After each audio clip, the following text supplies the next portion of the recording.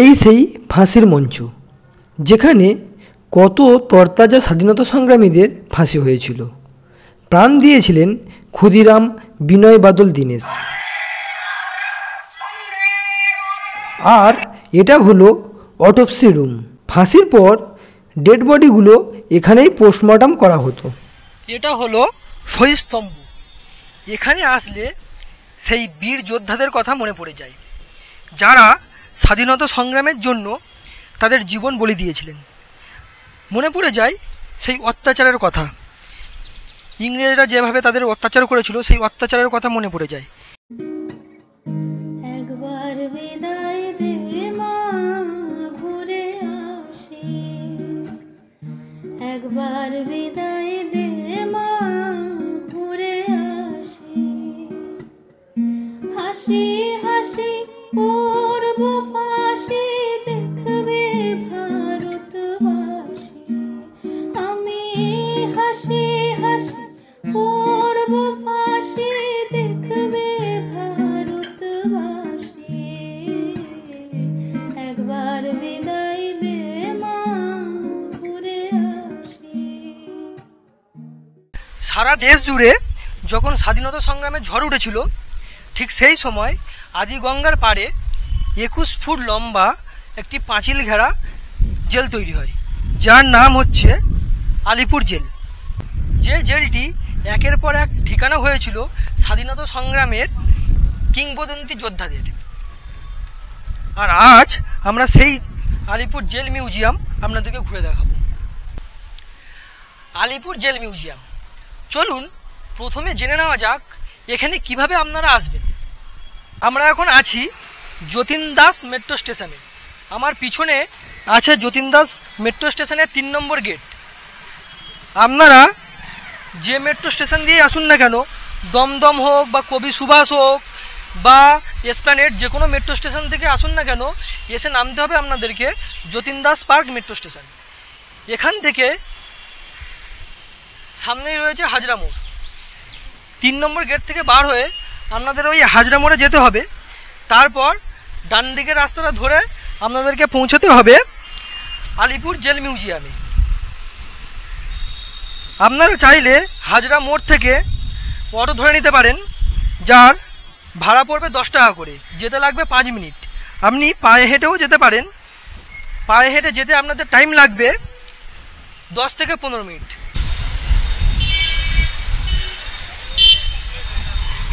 Alipur jail মিউজিয়ামে কোন অটোগুলো যায়? কত করে? 10 টাকা।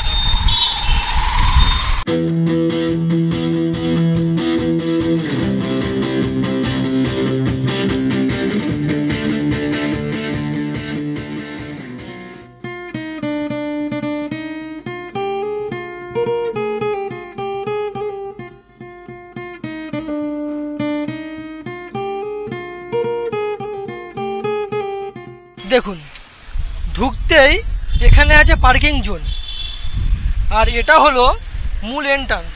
টিকিট কাউন্টারটা আছে ওই দিকে। এখানে কিছু বিধি নিষেধ আছে, যেমন বাইরের খাবার নিষিদ্ধ। আর এই মিউজিয়ামের এন্ট্রি ফি অর্থাৎ প্রবেশ মূল্য আছে 30 টাকা। এই মিউজিয়ামটিতে সন্ধ্যা 6টা এবং 7টার সময় একটা লাইট এবং সাউন্ড শো হয়, যার এন্ট্রি ফি হলো 100 টাকা। এটা আলাদা করে টিকিট কাটতে হবে আপনাদেরকে। আর সামনেই রয়েছে এখান থেকে টিকিট কাউন্টার। চলুন ভিতরে যাওয়া যাক আর টিকিট কেটে নেওয়া যাক। আমরা 30 টাকার বিনিময়ে কেটে নিয়েছি একটি টিকিট এবং আমরা প্রবেশ করলাম আলিপুর জেল মিউজিয়ামে। মিউজিয়ামে ঢুকতেই আপনারা সামনে এরকম একটি চার্ট পেয়ে যাবেন, যেখানে লেখা আছে কোনটা কোন দিকে আছে। এদিকে গেলে ফাঁসির মঞ্চ, সোজা গেলে ওয়াচ টাওয়ার, তারপরে সোজা গেলে প্রদর্শনী কক্ষ, সোজা গেলে প্রদর্শনী কক্ষর হসপিটাল বিল্ডিং। এখানে এরকম পরপর চার্ট দেওয়া আছে। আপনারা এটা দেখে কোন দিকে যেতে হবে সেটা আপনারা বুঝতে পারবেন।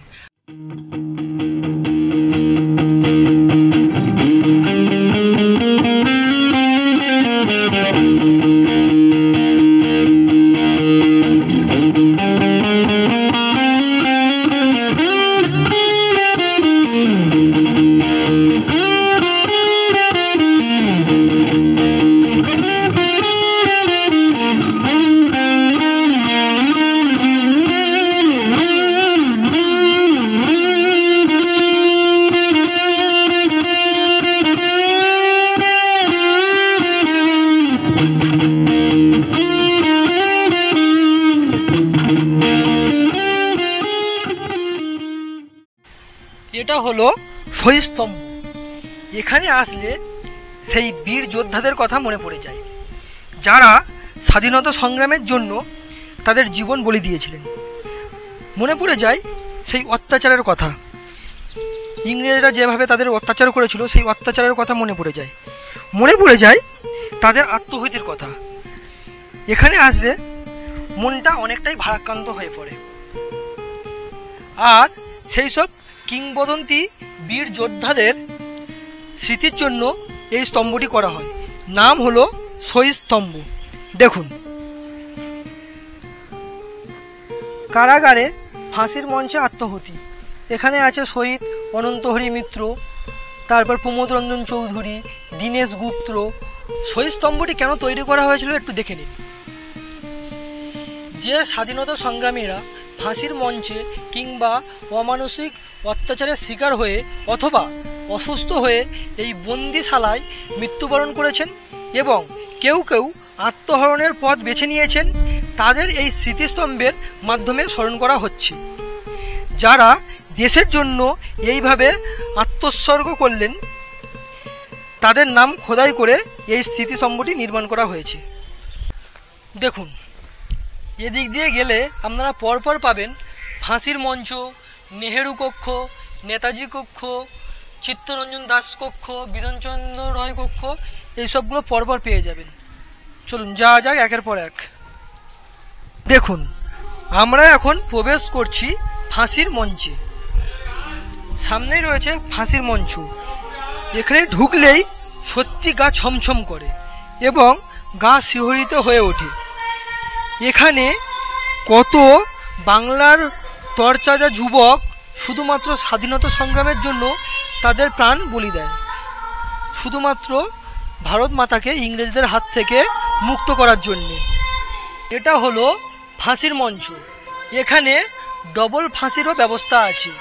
এখানে ফাঁসি দেওয়ার পর এই জায়গা থেকে ডেড বডিটা বার করা হয়।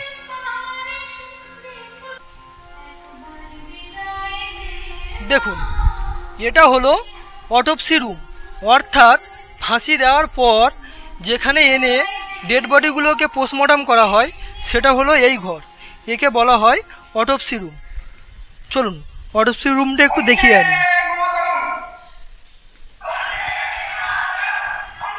দেখুন, এই যে টেবিলগুলো আছে এই টেবিলের উপরে বডিগুলো রেখে পোস্টমর্টম করা হয়।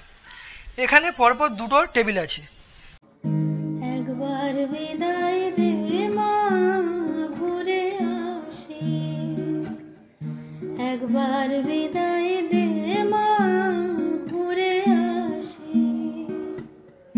হাসি হাসি পূর্ব ফাঁসি দেখবে ভারতবাসী। আমি হাসি হাসি পূর্ব ফাঁসি দেখবে ভারতবাসী। একবার বিদায় দে মা, ঘুরে আসি।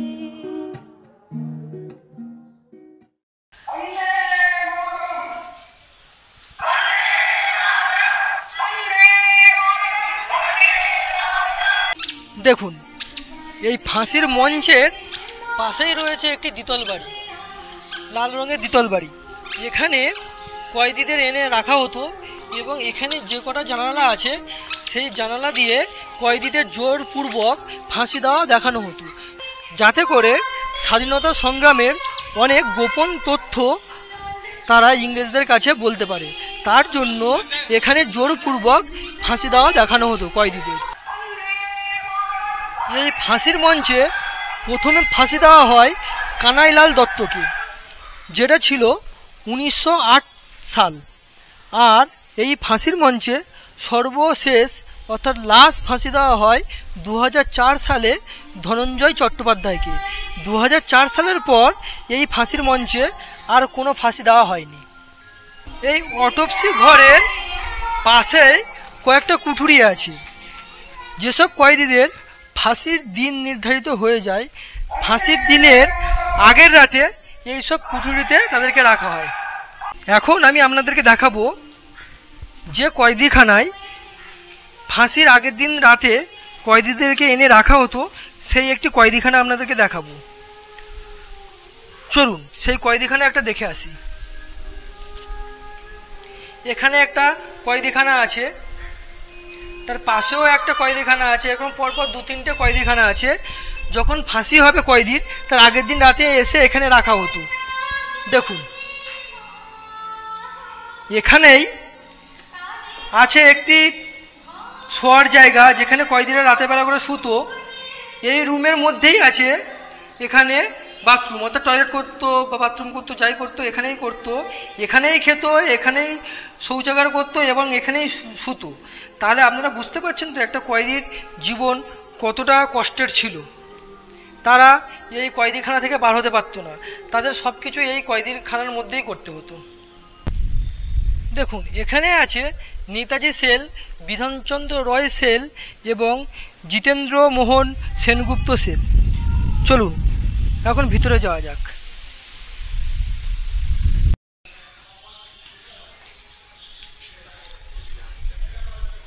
দেখুন এই কুঠুরিটি হলো ডক্টর বিধানচন্দ্র রায়ের কুঠুরি। পশ্চিমবঙ্গের এক্স মুখ্যমন্ত্রী ছিলেন এবং অন্যতম স্বাধীনতা সংগ্রামী তিনি ছিলেন। তাকে এই কয়েদিখানায় আনা হয়েছিল 5ই সেপ্টেম্বর 1930 সালে।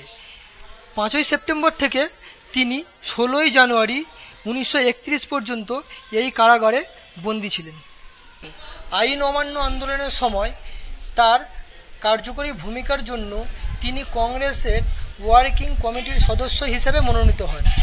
মহাত্মা গান্ধীর নির্দেশে লবণ সত্যাগ্রহ এবং ডান্ডি মার্চের পর কংগ্রেসের ওয়ার্কিং কমিটি বেআইনি ঘোষণা হয় এবং ডক্টর রয় ও তার অন্যান্য সঙ্গীরা আলিপুর জেলে বন্দী হন। আমরা এখন বসে আছি নেতাজি সেলে। দেখুন এই দ্বিতল বাড়ির উপরে ঠিকানা হয়েছিল নেতাজি সুভাষচন্দ্র বসুর। 1930 সালের এখানে তাকে বন্দি করা হয়। শুধুমাত্র আইন অমান্য আন্দোলনের জন্য তাকে এখানে বন্দি করা হয়। তিনি এই কুঠুরিতে 8 মাস ছিলেন এবং এই কুঠুরিতে থাকতে থাকতে তিনি ইলেকশনের জন্য দাঁড়িয়েছিলেন এবং জয়লাভও করেন। তারপর হয়ে যান তিনি কলকাতার মেয়র। নেতাজি সুভাষচন্দ্র বসু যখন এই কুঠুরির মধ্যে ছিলেন তখন শুধু তিনি এই কুঠুরির মধ্যে থাকতেনই না, তিনি এই কুঠুরির মধ্যে বই পড়তেন, চিঠি লিখতেন। ইনফ্যাক্ট এই কুঠুরিতে বসে বসে তিনি দলের নেতৃত্ব দিতেও ভোলেননি।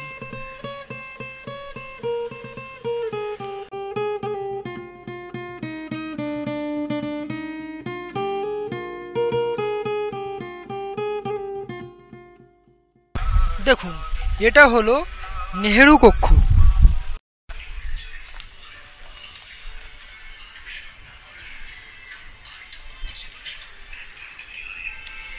দেখুন জওহরলাল নেহেরু 17ই ফেব্রুয়ারি 1934 থেকে 7ই মে 1934 পর্যন্ত এই কারাকক্ষে ছিলেন। আইন অমান্য আন্দোলনের জন্য তিনি এখানে বন্দী হন এবং এই সেলে তাকে বন্দি করে রাখা হয়। আইন অমান্য আন্দোলনের সময় যখন তিনি এখানে বন্দি ছিলেন, ওনার মেয়ে ইন্দিরা গান্ধী ওনার সাথে দেখা করতে আসতেন 1 সপ্তাহ অন্তর অন্তর এবং এখানে আধ ঘন্টা 20 মিনিট করে ওনার সাথে কথা বলতেন। ওনার মেয়ে ইন্দিরা নেহেরু, পরবর্তীকালে যিনি ইন্দিরা গান্ধী নামে পরিচিত হন, তিনি দেখা করতে আসতেন এবং এই গাছতলায় বাবা এবং মেয়ে বসে 20 মিনিট গল্প করতেন। জওহরলাল নেহেরু ছিল ভারতবর্ষের প্রথম প্রধানমন্ত্রী। আর এই মেয়ে আর জওহরলাল নেহেরু যে গাছতলায় বসে গল্প করতেন 20 মিনিট ধরে, সেই স্মৃতির জন্য এই স্ট্যাচুটি তৈরি করা হয়। আর এটা ছিল জওহরলাল নেহেরুর কক্ষ, কারাকক্ষ। এখানে তিনি 80 দিন বন্দী ছিলেন। জওহরলাল নেহেরুর কারাকক্ষে একটি মাত্র জানালা ছিল এবং ওখানে কিছু প্রয়োজনীয় জিনিসপত্র থাকতো, যেমন কিছু কাগজপত্র, একটি বিছানা, একটি লণ্ঠন। এক কথায় বলতে গেলে পুরোটাই ছিল অস্বস্তিকর, খুবই খারাপ পরিবেশ ছিল। দেখুন, এটা হলো 1 and 2 সেল, অর্থাৎ এটা হচ্ছে সাধারণ কক্ষ, মানে এটা হলো জেনারেল কক্ষ। এই সেলটিতে প্রথমে সমস্ত কয়েদিদের এখানে আনা হতো, তারপরে তাদের সাজা অনুযায়ী বিভিন্ন সেলে ট্রান্সফার করা হতো। এখানে একসাথে 50 জনের বেশি কয়েদিকে রাখা হতো না। তারপরে সাজা নির্দেশ হলে তাদের বিভিন্ন কক্ষে ট্রান্সফার করা হতো। দেখুন, এটা হচ্ছে সেই সাধারণ কক্ষ। চলুন সেলগুলো একবার দেখিয়ে আনি।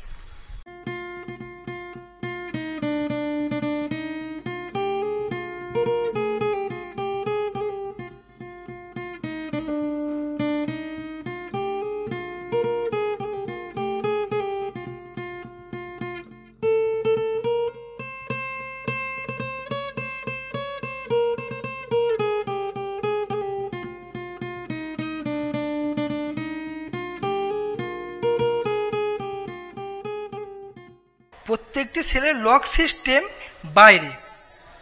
দেখুন, এই হচ্ছে লক সিস্টেম। কোনো কয়েদিরা যাতে ভিতরে থাকতে থাকতে খুলতে না পারে, তার জন্য প্রত্যেকটা লক সিস্টেম এই বাইরে করা হয়েছে। দেখুন,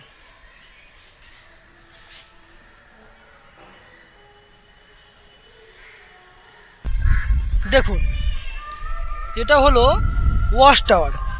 এই ওয়াচ টাওয়ারটি করার মেন উদ্দেশ্য হলো কয়েদিদের উপর নজরদারি রাখার জন্য। আর এই ওয়াচ টাওয়ারটি একদম পুরো আলিপুর জেলের সেন্টারে তৈরি করা হয়েছে। তার কারণ হলো যে এই ওয়াচ টাওয়ারটা যদি কোনো সাইডে থাকতো, তাহলে টোটাল আলিপুর জেলের সমস্ত সেলগুলির উপর নজর রাখা যেত না। তাই এটা সেন্টারে করা হয়েছে, যাতে আলিপুর জেলের সমস্ত সেলগুলি অর্থাৎ কারাগারগুলির উপর নজরদারি করা যায় এবং কয়েদিদের উপর খেয়াল রাখা যায়। দেখুন, এখন আমরা যাচ্ছি আলিপুর জেলের তাঁতকলে, অর্থাৎ যেখানে তাঁতের জিনিস তৈরি করা হয়।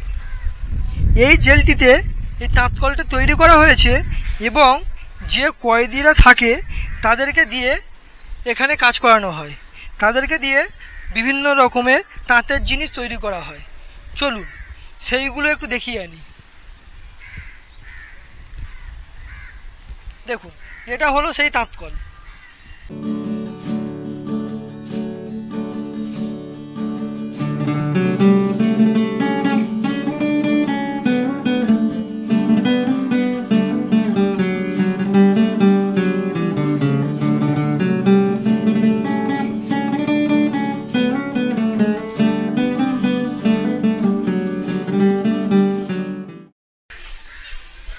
দেখুন, এখানে মানিকতলার বোমা মামলায় যে বোমাটি ব্যবহার করা হয়েছিল, তার অনুসরণে এই বোমাটি এখানে তৈরি করা হয়েছে। দেখুন,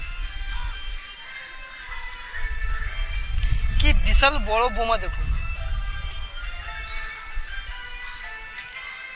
এখন আমি আপনাদেরকে নিয়ে যাব ঐতিহাসিক কারাকক্ষে। এটা হলো সেই ঐতিহাসিক কারাকক্ষ।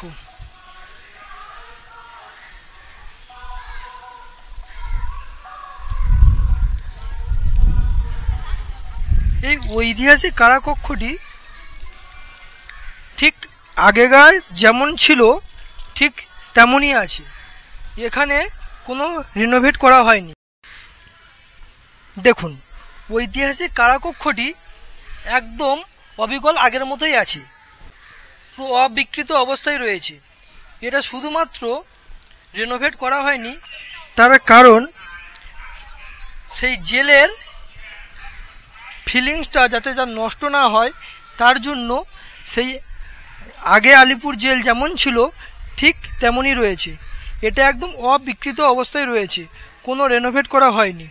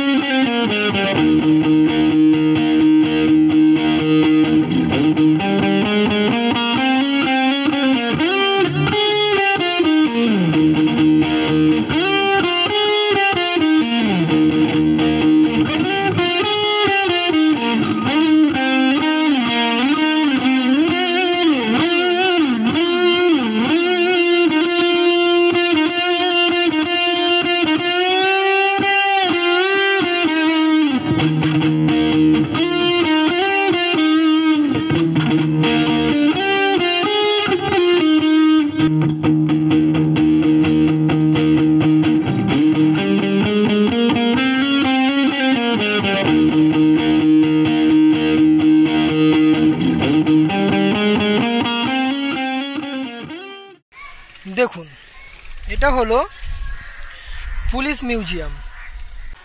পুলিশ মিউজিয়ামের এই অংশটি এপিসি রায় রোডে অবস্থিত কলকাতা পুলিশের সর্ববৃহৎ কলকাতা পুলিশ মিউজিয়ামের থেকে এখানে হস্তান্তর করা হয়েছে, যাতে এই ঐতিহাসিক সামগ্রীগুলি আলিপুর মিউজিয়ামের অংশ হয়ে উঠতে পারে। দেখুন, এটা হচ্ছে পুলিশ মিউজিয়াম। চলুন পুলিশ মিউজিয়ামে যাওয়া যাক এবং দেখা যাক কি ঐতিহাসিক সামগ্রী এখানে সুরক্ষিত করা হয়েছে।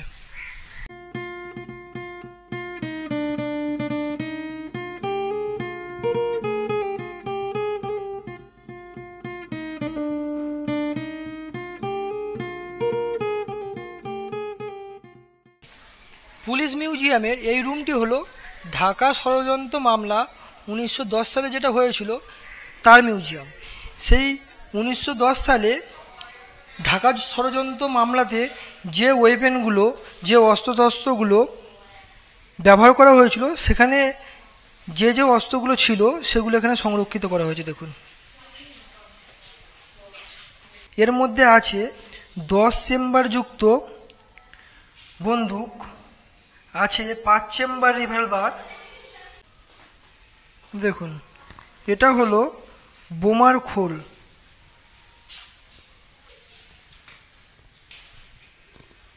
এখন আমি আপনাদেরকে দেখাবো আলিপুর ষড়যন্ত্র মামলা যেটা 1908 সালে হয়েছিল, সেখানে কি কি ওয়েপেন ব্যবহৃত হয়েছিল। দেখুন, এটা হলো পিতলের বোম। দেখুন, এটা হলো মানিকতলা ষড়যন্ত্রকারীদের দ্বারা যে বই বোমাটি পাঠানো হয়েছিল সেটা। এটা হচ্ছে লোহার বোমার খোল। দেখুন, এগুলো সব হচ্ছে বোম।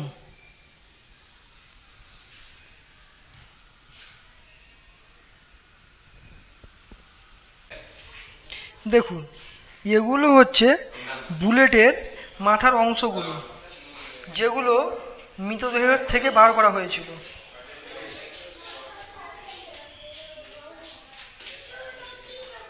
আমরা এখন আছি প্রদর্শনী কক্ষ। সামনের এটা হলো প্রদর্শনী কক্ষ। দেখুন, এই প্রদর্শনী কক্ষে কি কি আছে দেখুন। প্রদর্শনী কক্ষে প্রথমে ঢুকলেই প্রথমে আছে আলিপুর জেল, অর্থাৎ এখানে একটি অডিও ভিজুয়ালের মাধ্যমে আপনাকে দেখাবে আলিপুর জেলের ঘটনা। 2 নম্বরে আছে বিপ্লবীদের গল্প। 3 নম্বরে আছে নিজের মধ্যে বিপ্লবীকে খুঁজুন, অর্থাৎ একটি আর্টিফিশিয়াল জিনিস এখানে, যেখানে আপনার মুখটাকে স্ক্যান করালে আপনার মধ্যে কোন বিপ্লবীকে খুঁজে পাওয়া যায় সেটা দেখাবে। আর 4 হচ্ছে শ্রদ্ধাঞ্জলি। এটা হলো সেই প্রথম কক্ষ, অর্থাৎ যে কক্ষে আলিপুর জেল সম্বন্ধে অডিও ভিজুয়াল শো হচ্ছে। চলুন ভিতরে যাওয়া যাক এবং আলিপুর জেলের সেই অডিও ভিজুয়াল শোটি দেখা যাক। একবার বিদায় দে মা, ঘুরে আসি। একবার বিদায় দে মা, ঘুরে আসি। হাসি হাসি পূর্ব ফাঁসি দেখবে ভারতবাসী। আমি হাসি হাসি পূর্ব ফাঁসি দেখবে ভারতবাসী। একবার বিদায় দে মা, ঘুরে আসি। এটা হলো আর্টিফিশিয়াল কক্ষ। এখানে বলছে নিজের মধ্যে বিপ্লবী খুঁজুন, অর্থাৎ এখানে একটি পদচিহ্ন আছে, এখানে আপনাকে দাঁড়াতে হবে। দাঁড়ালে এখানে যে স্ক্রিন আছে, আপনার মুখটা স্ক্যান করে যে কোনো একটি বিপ্লবীদের ছবি দেবে, যার মধ্যে আপনি আপনার বিপ্লবী সত্তাকে খুঁজে পাবেন।